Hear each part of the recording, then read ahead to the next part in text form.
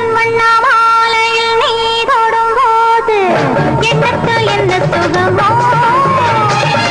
இன்பத்தின் மறைமுகமோ இது இன்பத்தின் மறைமுகமோ பொன்வண்ண மாலையில் நீ தொடும்போது எண்ணத்தில் என்ன சுகமோ இன்பத்தின் அறிமுகமோ இது இன்பத்தின் அறிமுகமோ ஓடுகின்ற இடையில் ஊர்வலம் போது கைவிரல் துடிக்க